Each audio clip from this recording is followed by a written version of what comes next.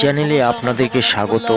আজ দীনকৃষ্ণ ঠাকুর মহাশয় এবং রাধাপদ ঘোষ মহাশয়ের সঙ্গে দীনকৃষ্ণ ঠাকুরের একটা বিরাট তত্ত্বকথার লড়াই হতে চলেছে। এই লড়াইয়ে কে জিতবে সেটা আপনারাই নির্ণয় করবেন।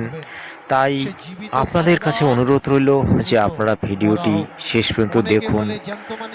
এই দুই কীর্তনিয়া মহান কীর্তনিয়া নিঃসন্দেহে বলা যায়, কিন্তু এই দুই কীর্তনিয়ার মতের মিল নেই।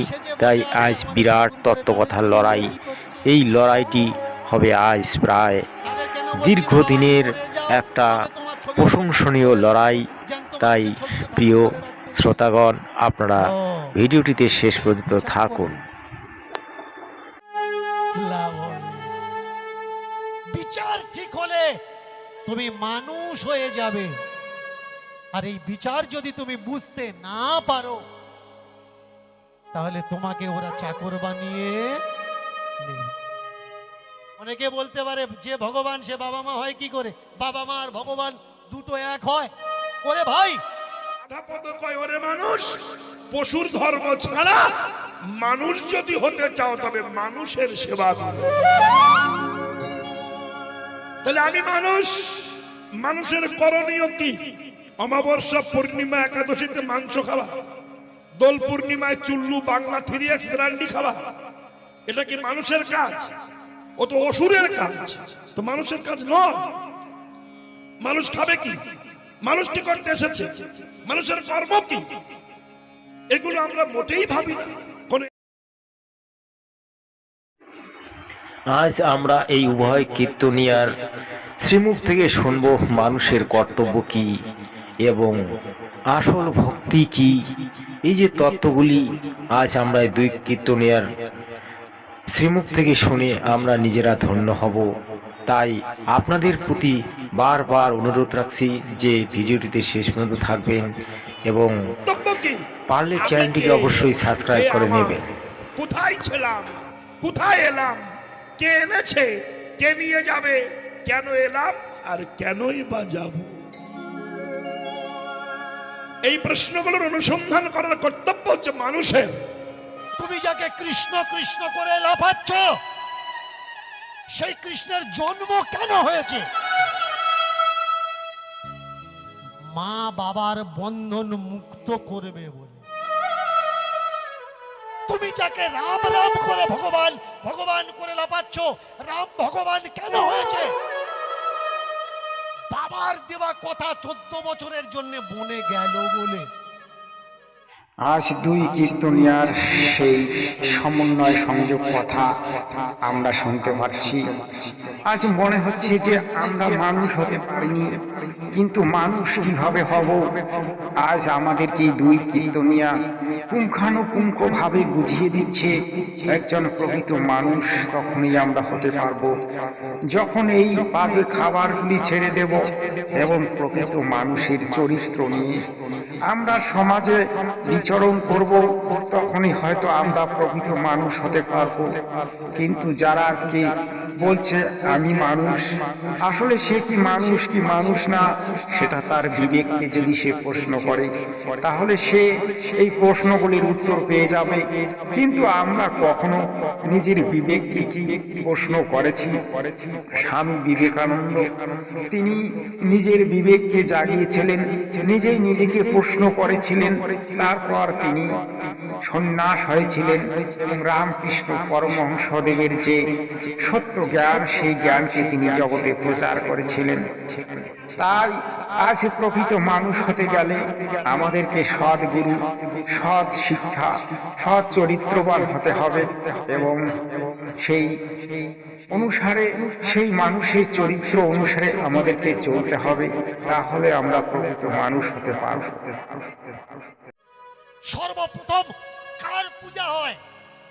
33 কোটি দেবী দেবতার ভিতরে সর্বপ্রথম মায়েরা যারা আপনারা পূজা পাঠ করেন, কার পূজা হয়? গণেশের। দেখবেন এই যে বন্দনা হয় না, বন্দনাও প্রথমে কার হয়? গণেশের। সবার আগে কে পূজা পাচ্ছে? গণেশ পূজা পাচ্ছে।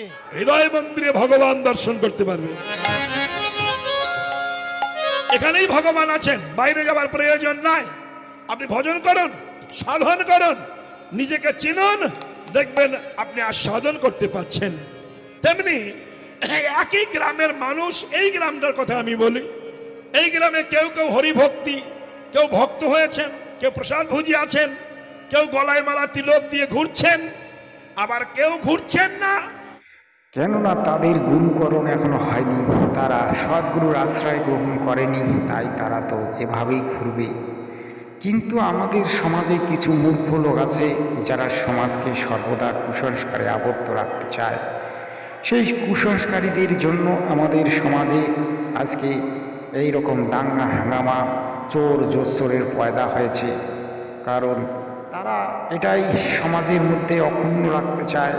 তাই এই ভ্রষ্টাচারীদের বিরুদ্ধে লড়তে হবে, একটা স্বচ্ছ সমাজ গড়ে তুলতে হবে, যে সমাজে থাকবে সনাতন ধর্মের সত্য জ্ঞান, সত্য প্রচার, সত্য ভক্তি। সেই ভক্তির প্রচারে আজ সকলকে এগিয়ে আসতে হবে এবং সকলেই আমরা মানব ধর্মের প্রচার করব। সর্বশেষ কথা হচ্ছে, মানব ধর্মই শ্রেষ্ঠ ধর্ম। জীব আমাদের জাতি, মানব ধর্ম আমাদের। হিন্দু, মুসলিম, শিখ, ঈসাই পৃথক কোনো ধর্ম নয়। এই ধর্মের বাণী নিয়ে আমাদেরকে এগোতে হবে এবং সকলের মালিক একজন, সেই মালিককে জানতে হবে। সেই মালিককে জানার পরে যদি মালিকের চরণে আমরা সদ্ভক্তি করি, তাহলে আমরা প্রকৃত মানুষ হতে পারব। স্বচ্ছ পুকুরের মতো নিজেকে তৈরি করতে পারব। এটাই রাধাকৃষ্ণ মাধব আজ বলেছেন। তার কথাগুলি আজ প্রশংসনীয়। শেষ পর্যন্ত শুনুন, আপনাদের অবশ্যই ভালো লাগবে। আবার যারা ঘুরছেন তাদেরকে বাদী হচ্ছেন, করতে দিচ্ছেন না, ক্রিটিসাইজ করছেন, উপহাস করছেন। কেন এটা হচ্ছে? কেন? একই গ্রামে বাস করি, কেউ হরিভক্ত হলো, কেউ হলো না, এটা হলো কেন? যুক্তিটা কি? বলে পাশাপাশি দুটি পুকুর আছে, একটা পুকুরে আকাশের চাঁদ দেখা যায় আর একটা পুকুরে আকাশের চাঁদ দেখা যাচ্ছে না। পুকুরে আকাশের চাঁদ কেন দেখা যাচ্ছে না এখন রাধাপদ ঘোষ বলবেন। কিন্তু সেই পুকুরটাকে যদি আমরা নির্মল করতে চাই, তাহলে কিন্তু আমাদেরকে সদ্গুরুর আশ্রয় গ্রহণ করে সদ্ভক্তি করতে হবে। বাংলায় সেই গৌরাঙ্গ মহাপ্রভু সদ্গুরু রূপে এসেছিলেন, কিন্তু সদ্গুরুর মন্ত্রকে আজ বাংলায় ব্যবহার করা হচ্ছে না। তার নাম গুণগান করা হচ্ছে, তার কথাগুলিকে নিয়ে ব্যবসা করা হচ্ছে, কিন্তু তার আসল ভক্তি কেউ করাচ্ছে না বা কেউ করার চেষ্টাও করছে না। আজ হরে কৃষ্ণ নামকে এরা উল্টা করে বলছে, যে নামটি ছিল হরে রাম, আজ সেটাকে হরে কৃষ্ণ দিয়ে শুরু করে দিয়েছে। কারণ কলির এই পাপহত জীব কোনো মতেই গৌরাঙ্গ মহাপ্রভুর সেই আসল নাম জপ করতে পারবে না, তাই তাদেরকে নকল নাম জপ করতে দেওয়া হচ্ছে। এবং ভক্তগণ উদ্ধার তো দূরের কথা, তারা সোজা নরকে চলে যাচ্ছে, কুত্তা গাধা শুয়োর জমিতে যাচ্ছে। তার প্রমাণ আমাদের কাছে আছে। যদি আপনারা প্রমাণ পেতে চান তাহলে কমেন্ট করবেন, অবশ্যই প্রমাণ আমরা দেখাবো এবং প্রমাণ নিয়ে ভিডিও তৈরি করব। কেন যাচ্ছে না?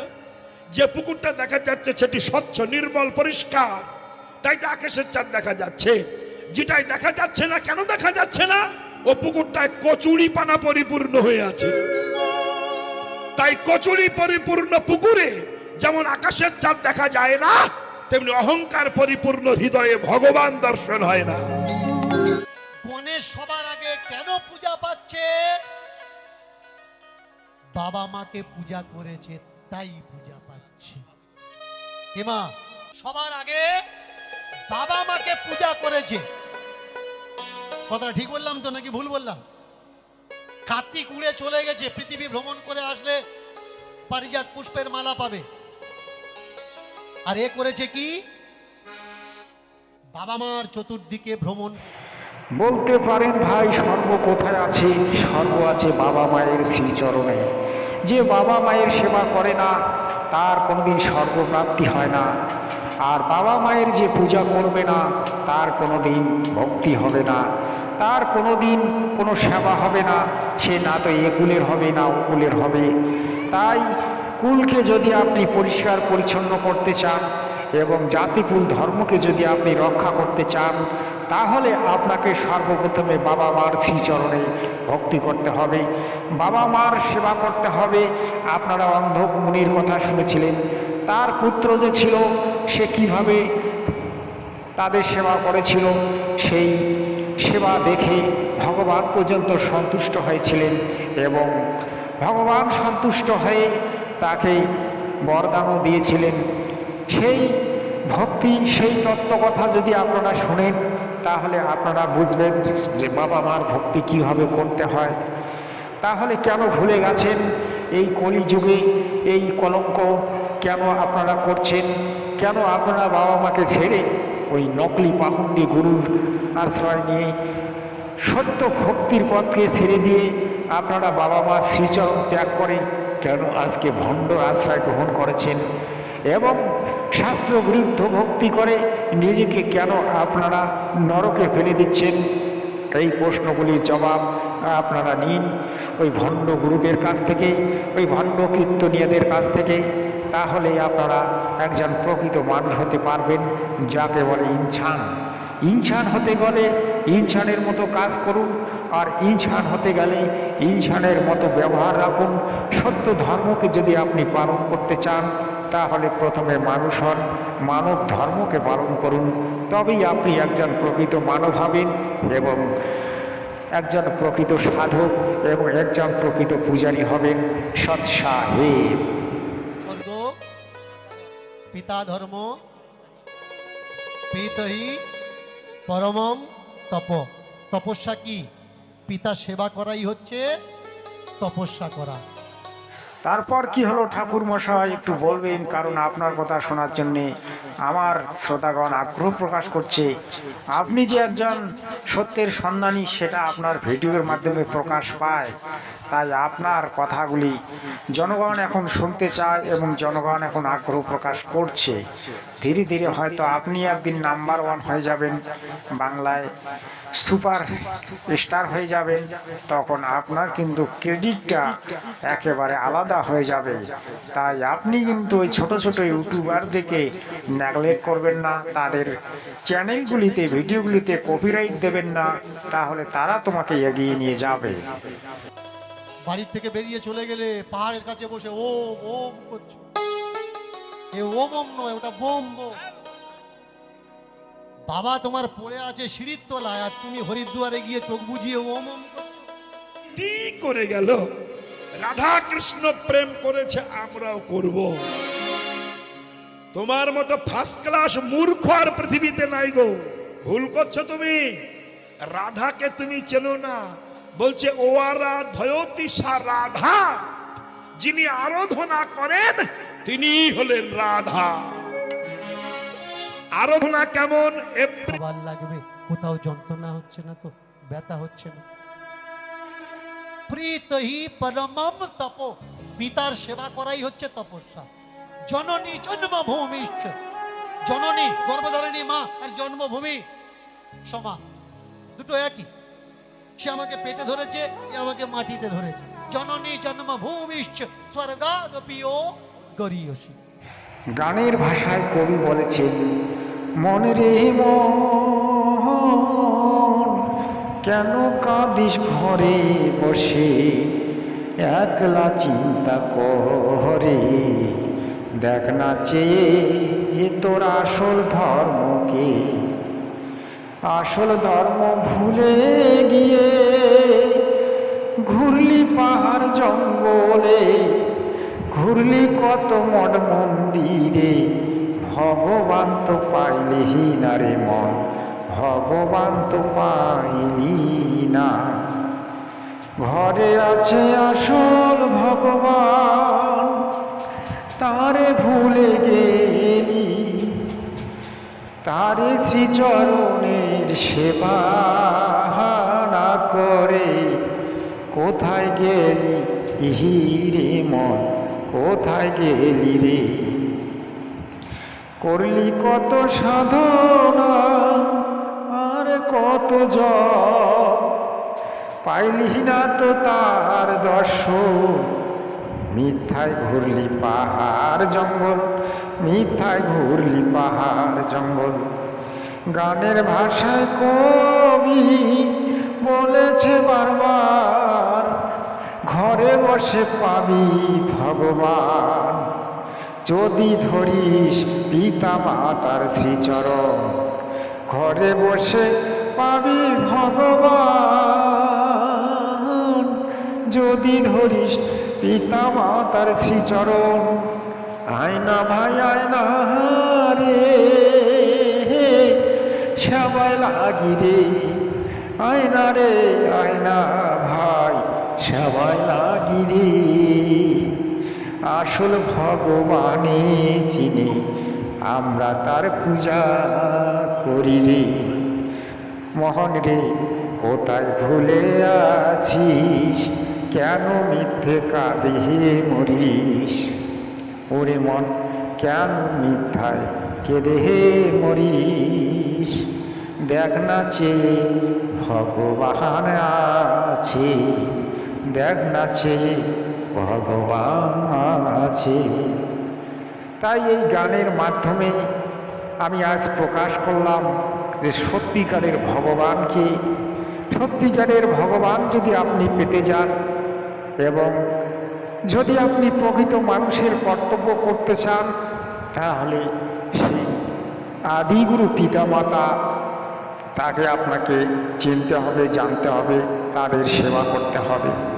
তবেই আপনি প্রকৃত ভক্ত, প্রকৃত ঈশ্বর সেবা করবেন বা প্রকৃত একজন জ্ঞানী হতে পারবেন এবং আপনি হবেন পৃথিবীর সর্বশ্রেষ্ঠ আত্মা, সর্বশ্রেষ্ঠ ভক্ত এবং সর্বশ্রেষ্ঠ গুরু। তাই আপনাদের প্রতি হাজারো বার অনুরোধ করে বলছি, ভাই আপনি কোটি টাকা ইনকাম করুন, লাখো টাকা খরচা করুন, কিন্তু বাবা মাকে দূরে সরে রাখবেন না। বাবা মাকে সঙ্গে রাখবেন, তাদের সেবা করবেন, তাদের সুখ দুঃখে তাদের সঙ্গে থাকবেন। এটাই অনুরোধ, এটাই হচ্ছে আজকের ভিডিওর মূল বিষয়। যদি আপনাদেরকে এতটুকু ভালো লেগে থাকে তাহলে সুন্দর করে একটা কমেন্ট পাঠাবেন, এটা আপনাদের কাছে আমি আশা রাখি। সৎ সাহেব।